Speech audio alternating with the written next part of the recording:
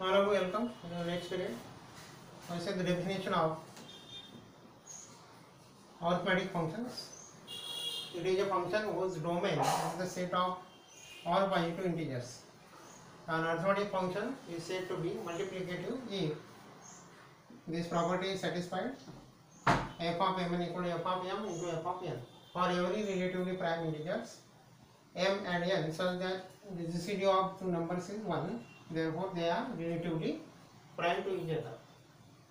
If f of mn equal to f of m into f of n for every mn belongs to n, then f is called completely multiplicative function. Completely multiplicative function. Example: let f of n equal to 1 and g of n equal to n for every n. Now from equation 1, from definition 1, we write f of mn. Here f of n equal to 1. That is, for every value of this bracket we get one value. Therefore, f of mm is also 1, which is equal to f of m into f of n. Also g of mn. For g of n, here we get n. That is, here is n value, here is n. Therefore, for mn we get mn. Hence, from 3 and 4, f and g are completely multiplicative functions. Then we see the theorem. If f is multiplicative function and n equal to p1 to the power a1 into p2 to the power a2 so on into pn to the power an is the prime power factorization of positive integers, then f of n equal to f of p1 to the power a1 into f of p2 to the power a2 plus so on f of pm to the power am. Then we see definition of Euler-Phi function. The Euler-Phi function is also called as indicator or total function. Let n be a positive integer.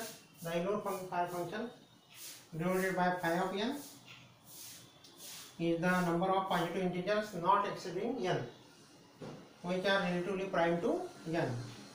For example, if we take n equal to 4, therefore the positive integers not exceeding 4 are 1, 2, 3, 4. Now from this we select the numbers which are relatively prime to 4. Relatively prime to 4 are numbers 1 and 4, 3 and 4. GCD of these two sets is 1, therefore we select 1 and 3.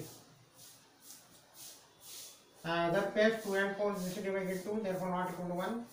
Also GCD of 4 and 4 we get 4, therefore not equal to 1. Hence phi of 4 equal to 2. Now I find phi of n for the integers n lies between 1 and 15. Here values of n 1, 2, 3, 4 up to 15 and values of phi of n. The calculated phi of n is given by this. Now from this we can write phi of 10 equal to 4, phi of 14 equal to 6, like this. Then we see results.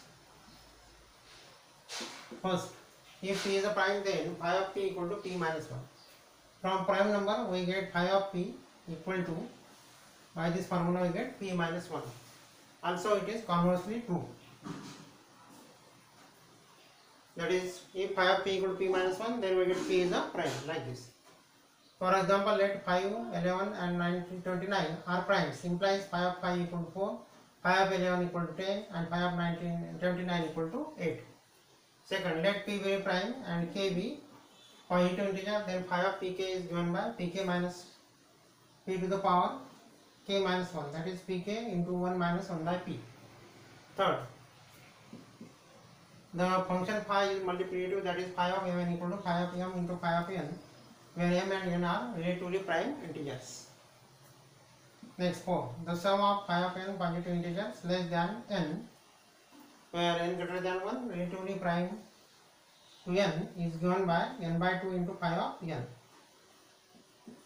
Next, let it be a prime factorization of positive integers n, then we get phi of n equal to n into 1 minus 1 upon p1 into 1 minus 1 upon p2 so on 1 minus 1 upon pm.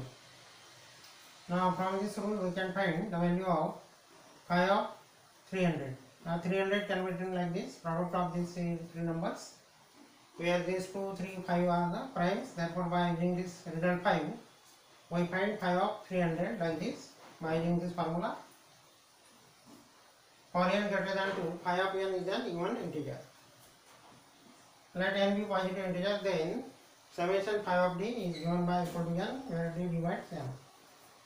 Next, if a and b are positive integers, then phi of ab is given by GCD of ab into phi of a into phi of b divided by phi of ab.